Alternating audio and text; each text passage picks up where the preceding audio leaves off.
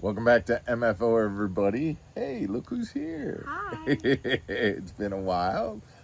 I'm very glad you're here because the discussion that I want to have today is there's a race going on for third place when it comes to the A boat race? not a boat race, but a race as to who's going to get the most anglers, tournament anglers, whether it's going to be the pro circuit, the MPFL, the Bass Opens, this new dual threat fishing. We're going to talk about what everybody's doing to try and get anglers into their circuits.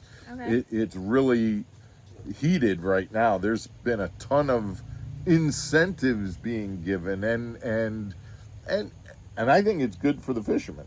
But I would think. also think that, and we're going to get into this sometimes, and I'm saying this for myself. Sometimes we look at it and go, the choice is obvious, but it isn't really obvious because each angler is their own brand and they've got decisions to make. We're going to get into all of this. Okay. I'm almost giving away the... I feel like you Yeah. are. Well, pretend I didn't say that. We'll be back right after this.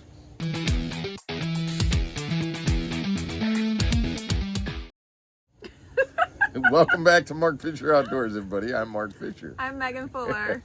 So there's a big race for third place. We know, I'm just going to set it up for you. Right. The Bass Elites and the BPT, which is on the MLF side. Those are pro circuits, true pro circuits. Right. You have to qualify to get in it. Now, Right. I could not go fish either one of those, Right. even if I wanted. And there's always the argument, who's Who's the best? the best? Who's number one? Who's number two, right? And there's a lot. I mean, to be honest, I I have my opinion. Yeah, what's your opinion? Say it. Well, my opinion is MLF. Why? Because that's my initials. MLF is the best because Because it's my initials. Right. But also because it's what you fish. okay, So- it's the side that I fish. Right. Right. And I'm just going to give it out. There's an argument to be made that the elites, because they only pay $10,000 for an entry fee for the entire season. Oh, that's And the nice. rest, when they win, the money that they keep, that's the truest professional league. In that, baseball players don't pay to play baseball; they get paid. Yeah. So the elites would be but I'm telling you, if you ask the audience right now, there aren't a lot of supporters of bass because of decisions that they've made. So when you ask what's the best, it's subjective. It's subjective to who you're absolutely. talking to at what time. So, but we're not there. That's not the topic, really. The topic is who's vying for third. If Bass and MLF are 1 and 2, who's number 3? And the NPFL is truly designed to be a professional league Okay. in and of itself. For example, the league that I'm fishing, the pro circuit, that's a feeder league, technically. Right. It's in like that minor leagues. In that, if you get to be, if you're one of the top 5 guys at the end of the year, you get to move up into the BPT. Okay. With the MPFL, that's the league. You're in it, and that's it. Well, the pro circuit is very much like the NPFL in that we have our 6 tournaments, we have a championship, and yes, if we make the top 5, we move to the BPT. But other than that, it's the exact same as the NPFL. 6 tournaments, you have a championship, exact same, except for the fact that we are getting paid this year in 2026. We're getting paid 10 grand if we make the final check. Whereas the NPFL, which is its own league that's supposed to be like Bass and Right. BPT, they're getting, I believe they are making 8 grand or less for their last paycheck.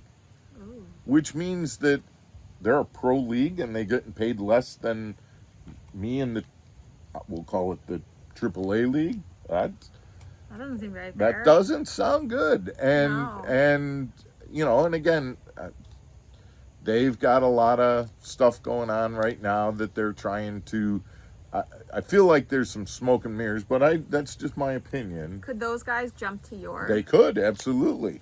So But I wonder why they wouldn't do that. well, they've got a lot of things like contracts. Oh, you signed a contract, you can't leave. But they're also doing things like, hey, you know what? We only have X number of spots left. If you want to get in, you got to get in quick because there's only this many spots left. Yeah. You can say that when you're in charge of knowing how many spots there are. You Right. know? Hey, we got how many people signed up right now? 60. We're going to say that we're 2 away from being filled up when they Right. really need another 65 or 70. Right. There's an interesting thing about the NPFL too, and that is that when the NPFL started, a lot of guys, and I'm going to put me in the category, a lot of middle of the road anglers that had the money from whatever reason, whether they had it or they had sponsors, they wanted to go into a league where they could fish for big dollars. The NPFL was the place to go. I mean, quite honestly, the competition wasn't that stiff. It was all kind of middle of the range kind of anglers. Okay. And lately, because they've been taking a lot of elite guys, all of a sudden the elite field, I'll give you this, I think 9 out of 10 of the top 10 in Angler of the Year last year on the NPFL, they were all elite anglers that came over and fished. All but one of them was an elite angler in the top 10 of Angler of the Year. They were fishing both circuits. That's they were not, fishing. It's not fair. It's not fair. But That's it not is. fair. It's the way they do it. And Sorry, I have issue with that. It's not fair. yeah, but think about this. The NPFL gained so much popularity because they said, hey, we're not fishing forward-facing sonar. Okay, that's cool. But now we're going to get the elite anglers who really don't like to fish with forward-facing sonar, and they're able to come over here and show their true fishing skills in our league that we don't use it. And they are showing their true fishing skills. Yeah. And they're coming in the top. But all those guys that started the league, the Right. middle of the road guys that Yeah. were looking at, the competition being less, now they're fishing against elite guys that are kicking their butts. And to be honest, I've heard on social media some of these guys are leaving and they're course they retiring. are. They can't, It's not they fun can't anymore. It's right. And it's certainly not productive from a standpoint of making money. No. So where do you make the most money? Well, in my opinion, it's the pro circuit with the 10 grand to the final check, which is why I've chosen to fish there. The interesting thing is dual threat fishing. This team. Yeah, what is that? So now if you want to fish with a buddy and you want to fish for high dollars, you and I can go fish this dual threat fishing. It costs $5 grand per tournament, just like it would to fish pro circuit, but we fish together as a team. Okay. And if we win, we could make $100 grand. So but we split it obviously. So I'm not going to get 100. I get 50, you get 50. Oh, I'd get the 100. Yeah, well, in that situation, that's what would happen. That's why I'm your buddy. But I could say I got to pay to be your buddy. Is that the way it works? Yep. I don't think I like that. You pay to be my buddy all the time. All the time. Okay, we're getting off track. Okay. I'm not saying you're not. You're lying, but I was going to ask if you wanted to go to dinner tonight. You'd have to pay to be my buddy tonight, too. So. Yes, I would. Oh, All nice. right, let's stay on track. Sorry. Gosh, I got to get back to what I was saying. Dual threat. Yeah. So I think that provides an option, and it's big money and everything. They even went as far as saying they're going to have a championship, and it just got announced yesterday that the winner of the championship is not only getting $250,000, but they're getting a Bitcoin. A Bitcoin is worth like $111,000 right now. So you're getting 250 plus a Bitcoin. I mean, they're really pulling out the stops to get in that race to be, the number 3. So I think there's a lot of interesting things going on, but I want to get back to what I started to talk about in the beginning, which is we can all have our opinions. There's going to be a ton of opinions Oh, yeah. on the comments.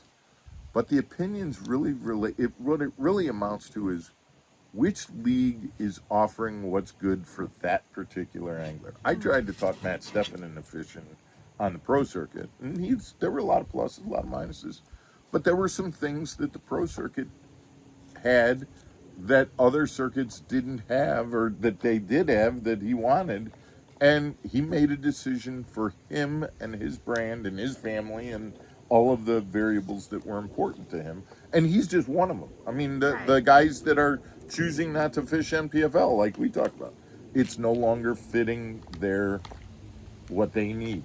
And so each of these things, even though they've all got different pluses and minuses, the reality is it's up to each angler to decide which one's best for them.